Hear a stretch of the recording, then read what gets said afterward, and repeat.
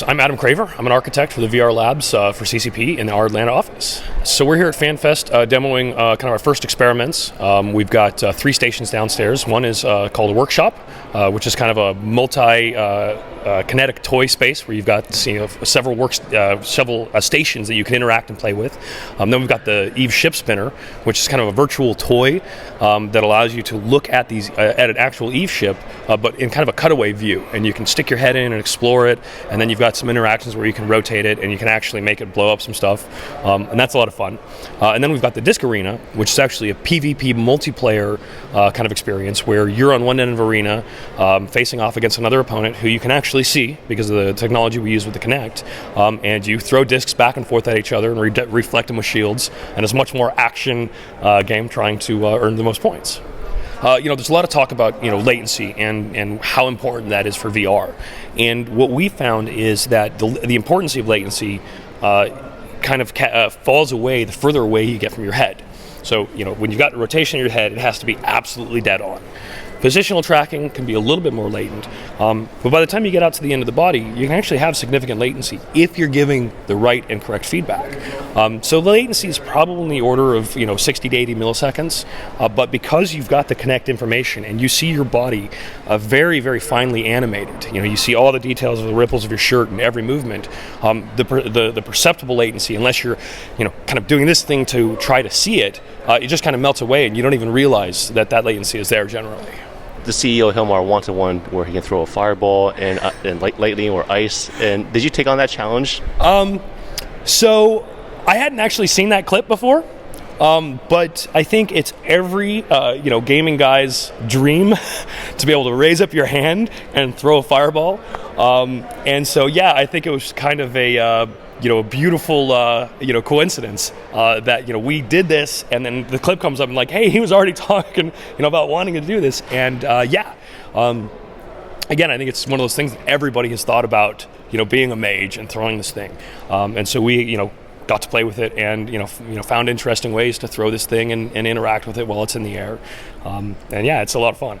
So the spinning the ship aspect of it was definitely the EVE ship spinner idea, but really the inspiration for that came from one of the recent art books that actually had a cutaway drawing of one of the EVE ships, and I know I've loved these cutaways in books for my entire life. I had one with a space shuttle cutaway and you could see all the components inside, and so this was really an opportunity to give players a view into an EVE ship that they'd never been able to have before, and in fact giving people a view into an object that no one's ever really had before.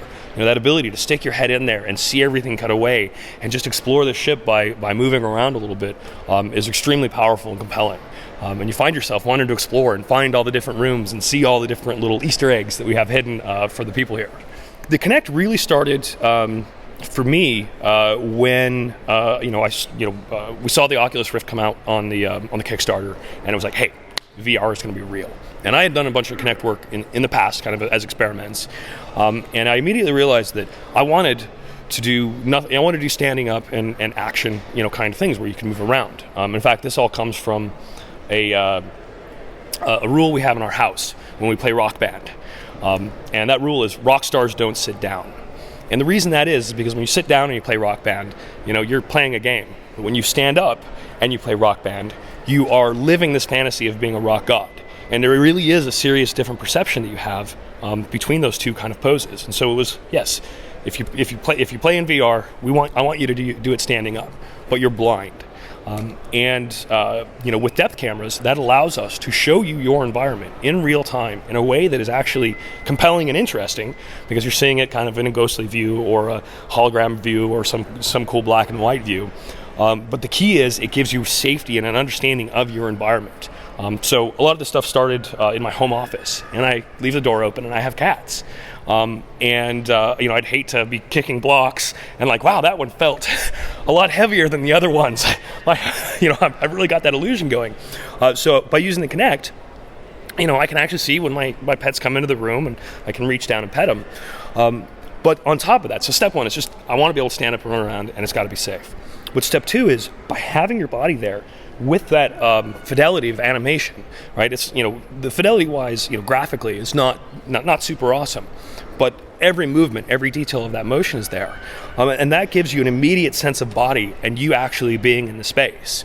And that allows you also then to be willing to take a step to move around.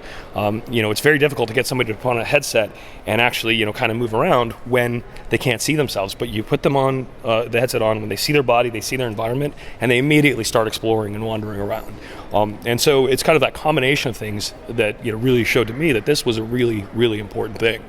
And additionally, one of the things we found is, and we've been experiencing this for quite a while. We have not had a single report of simulator sickness for the hundreds and hundreds of people that have gone through these crazy demos we've got downstairs.